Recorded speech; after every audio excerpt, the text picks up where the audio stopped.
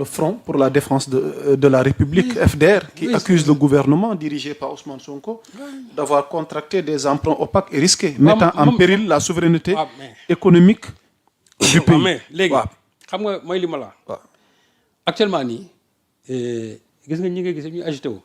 Depuis dem ba barki dem ba léegi. xool c'est comme une course contre la montre. Par rapport à quoi? Non, pour fustiger Ousmane Sonko. C'est-à-dire personne n'est en reste. A-t-il une responsabilité dans ça? Ousmane Sonko. Oui. Ousmane Sonko au contraire. Au contraire. dañ ko war a gërëm dañ ko war a sant. dañ ko war a gërëm war a parce que il faut se souvenir de ces voyages yàlla li mu doon dem ay Abu Dhabi ak yooyu est-ce que du loolu la doon dem lijjanti ji. koppar gi. waaw. parce que c'est un moyen de financement rapide mais qui est légal yaa Moussa encadré. légal xam man mënoon naa d'accord tey ñu ne. légalul mais politiciens yi di wax nii. parce que ñoom argument gi ñu teg ma bàyyi la nga continuer. nee nañ ces instruments maanaam total return swap bi. TRS bi. Ces instruments sont complexes et rarement utilisés dans les politiques classiques d'endettement public. Et ces instruments-là exposeraient le pays à des risques élevés, notamment en cas de défaut de paiement. En cas de défaut de paiement. Ils ont dit en cas de défaut de paiement. Waaw moom la ils ont dit en cas. waaw man ce que j'aurais compris. Est-ce que dinañ mën a lijjanti ba défaut de paiement. non mais le Sénégal jusqu'à aujourd'hui. eurobond bi li ñu ci doon wax. ñoom il se réjouissait du fait que eurobond bi à terme duñ ko fay. Au mois de février on a payé l'eurobond. Et pourtant dañ doon jubilé parce que mooy voilà des gens yoo xam ñoom c'est-à-dire seen ñàkk bëgg Ousmane Sonko yóbbu na leen ba bëggatuñu réew mi. parce que ñoom tant que réew mi ngi ci ay jafe-jafe ñoom jàpp nañu Ousmane Sonko moo nekk ci ay jafe-jafe. c'est-à-dire que voilà cette opposition là ñoom foofu lañ toll tey. ñoom jàpp nañ ne réew mi bu nekkee ci ay jafe-jafe. ils sont contents parce que jàpp nañ ne Ousmane moo nekk ci ay jafe-jafe. et voilà leur souhait. donc ñoom li ñu bëggoon mooy eurobond bi mu am défaut de paiement. gouvernement bi ba ñu fayee ça les a pris de court affaire bi naqar na leen naqar boo xam ne ni xool waxuñu sax. tey léegi tëb nañ ci affaire bi yaa Moussa li neex ci affaire bi mooy ñii ko doon wax ñii di wax ni dette cachée. ñii di wax dette cachée. xam nga ñoo Abdou Mbow ñoo fi toogoon ne dette cachée mënta am. ñoo ko doon wax wala yow. dafa doon wax ne dette cachée mënta am. waaw mais ki doon wax naan dette cachée mënta am yow nga bëgg a tourner tey nga ne dette cachée. ça il faut qu'on soit conséquent. waa APR ñoo taxaw def fi seen conférence de presse ne dette cachée mënta am. waaye léegi ñoom tey ñi ngi admettre ne donc il y a un emprunt caché. mais où est la vérité dans tout ça? Où est la vérité dans tout ça? C'est-à-dire que wax naa li ma la man la. opposants yi yam sax.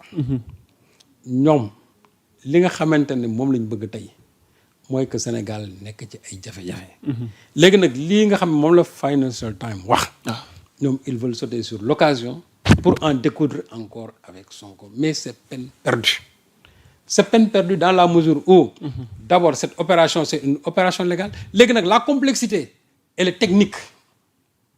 La complexité elle est technique. Mais cela ne veut pas dire que mais ñun waruñu ko def. Le ministre des Finances c'est lui moom ci boppam mooy xool approuver ban moyen la ñu war a lever xaalis. Souvent on fait des APE. Souvent on fait appel à des eurobonds. Mais bii on a fait appel à des TRS. Mais où est le problème dans tout ça? Dans la mesure où c'est légal, dans la mesure où c'est encadré, dans la mesure où c'est transparent. La complexité dont il parle là, c'est-à-dire que ñoom ils ont un problème de lisibilité. Ils ont un problème de lisibilité. Loolu moo tax il parle de complexité. Mais man fu ma la doon xaar terrain bi mooy que def nañ une opération boo xam ne légalul. Or la dette de Macky Sall elle est illégale. C'est-à-dire qu'elle est illégale dans la mesure où l'Assemblée nationale n'a pas du tout donné son aval par rapport à cet emprunt.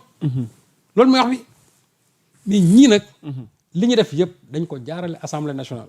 Thierno Alassane Sall qui parle. mais moom il est à l'Assemblée nationale. moom xam na lu ñu autorisé ak lu ñu autorisé wul. moo tax ma ne même fi ñeneen ñiy waxee député yi ñoom waruñu waxee foofu parce que député yow tu contrôles l'action du gouvernement. loolu su amee. am nga ay méthodes yoo xam ne mën nga ci jaar. pour mën a leerul li nga xam ne moom moo am.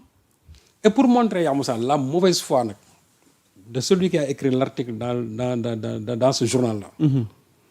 Tu sais ce qu'il dit dans l'article? Il a parlé du déficit budgétaire de 14%. Aujourd'hui le Sénégal se trouve dans des difficultés avec un déficit budgétaire de 14%. mais 14% boobu xam nga kañ la woon. 2024. déficit budgétaire c'était en 2024. Or le déficit budgétaire au moment où nous parlons c'est 7,8. C'est-à-dire que de moitié le déficit budgétaire a été réduit. mu nekk nag effort boo xam ne nit ñi dañ ko war a saluer mais les gens mais ils ne le font pas. moo tax quand boo fekkee ne yow loolu da nga ko gis ci benn article waa ji wax loolu mais foofu rek nga mën a mesurer la mauvaise foi du journaliste qui a écrit cet article là. Pourtant ñoom gis nañ ko de. Pourquoi ils n'ont pas rectifié en disant que non, le déficit budgétaire aujourd'hui du Sénégal en 2026 c'est 7,8 mais pas 14%. Ils ne l'ont pas dit.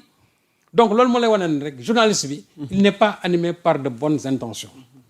la ko tax a jóg on va le découvrir nag tôt ou tard mais li ko tax a jóg moom c'est pour mettre tout simplement le Sénégal. dogguma la mais am na xibaar yi ma jot ñu ne loxo FMI génnul ci lii. non moom laa la wax dégg nga ma ne la. de toute façon lii dinañ ko gëstu.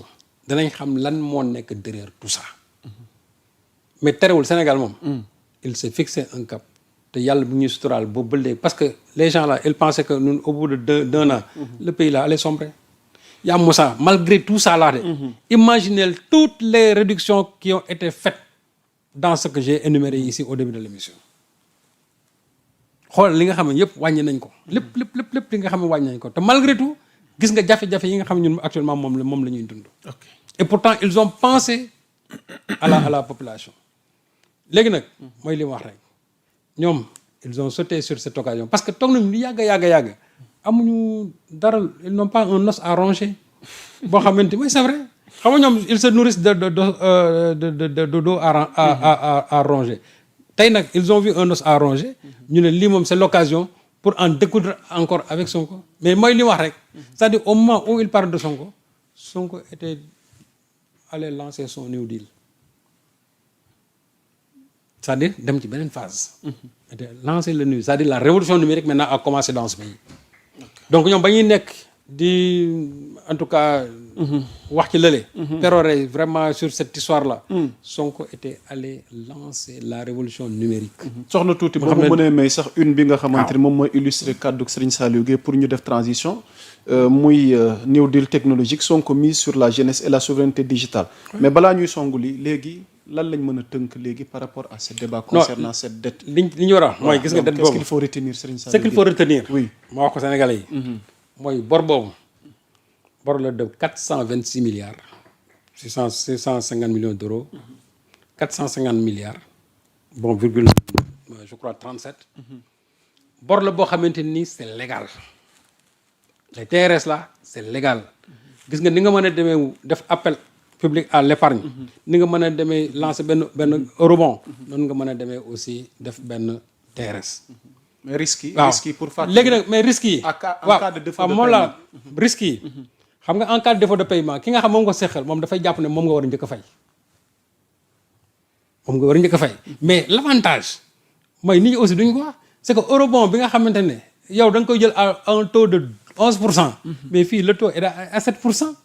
léegi nag ministre des finances aussi moom xam na nan lay apprécier li muy leb ak lu mu dul leb parce que loolu aussi mooy métier ki nga xamante ne moom lañ teg foofu moom risques yooyu ñuy wax mais il les a évalués loolu moo tax ñu teg ko foofu ñoom ils ne sont pas mieux placés que Cheikh Diba pour mën a évaluer risque bi nga xam moo ci am.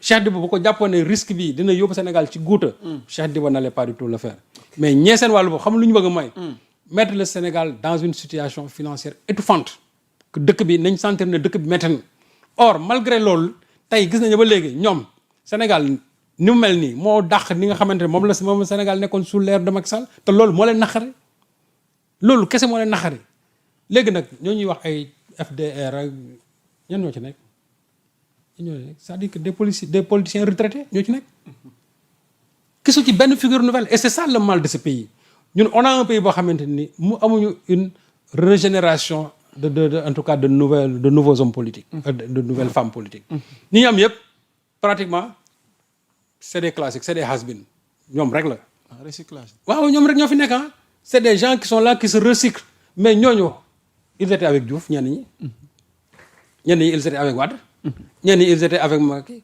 aujourd'hui ñenn ñi peut-être ils vont toquer à la porte de Diomaye président voilà le problème de ce pays soo ci gisoon tey une figure nouvelle bu émerger comme Ousmane Sonko l'a fait sous l'ère de Macky Sall ba pare di indi ay idées yu bees su boobaa Sénégal mën nañu am yaakaar mais ñun suñu malheur mooy ñi fi nekk ñi en termes de politiciens mooy ñoo xam ne tey ils sont c'est-à-dire fi ñu gën a jekk mooy les cimetières politiques plutôt que sur la scène politique jërëjëf loolu moo Serigne Saliou. ainsi que aussi cette société civile cette société civile qui est complice de tout ce que fait aujourd'hui ces gens de l'opposition. C'est important defe naa sax yoor képp ku bëgg a am en profondeur yeneen leeral yu jëm ci débat bi jëm ci wàllu dette bi defe naa ki ñuy wax docteur Félix Attiadé am na texte gum ci def dem leen ngeen xool ko ci yoor journal et qui a été très objectif. waaw la dette opacité et procès d'intention quand la critique fabrique son propre mirage. Absolument. Donc yoor c'est important gars yi nag da leen di jëndi yoor Et aussi, bañ a yem ci une yi ma leen di jox une yi junj la rek li ci des da ngeen ko mottali. Moussa, moi je crois que waaw allez-y y a sëñ quelqu'un boo xamante ne nii waaw vraiment nguur gi war nañ ko remercier mooy Babou Amadou Ba. dalal nañ ko fi de. Babou Amadou Ba. yàggul dara ñu moom laa ngi la nuyuwaat de passage le DG 3FPT. Franchement il faut lui tirer le chapeau. Babou Amadou Ba. Babou Amadou Ba depuis bi affaire bi éclaté man dama dem benn instant boo xam ne yii soo amee rek moom lañ njëkk a xalaat. dëgg la affaire bi dafa éclaté rek. il a été le premier à faire un poste damate leen. il a été le premier à faire un poste damate leen. dem ci médias yi wax les gens commencé wax xam nga mosoon naa toog fii ma ne le ministère de l'économie et des finances. seen cat mooy seen communication dafa des. je vais encore le redire c'est-à-dire que la place aujourd'hui que bi Babou Amadou Ba am nii yëf yi ba mu éclaté ñoom ñoo ko ci waroon jiitu. il n'est pas le ministre des finances hein.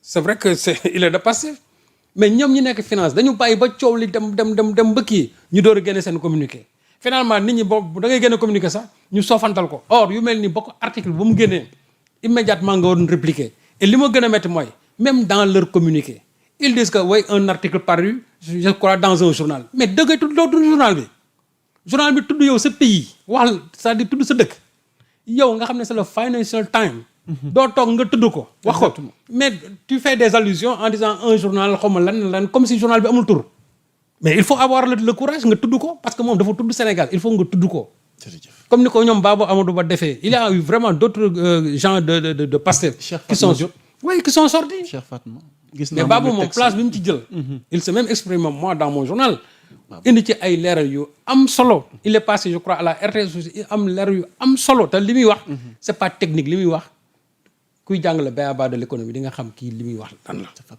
et je crois que kooku moom vraiment c'est un trésor à préserver en tout cas au sein de Pastef mais la communication du ministère des finances war nañ ko gën a densifier ñu yeesalaat ko waaw non il faut qu'on war nañ ko gën a densifier ministère boobu communication ñu fi war a yeesal bëri na waaw moom laa la wax war nañ ko nag gën a densifier parce que lii boo gisee lu ko indi rek mooy presque déficit de communication mooy indi lu mel nii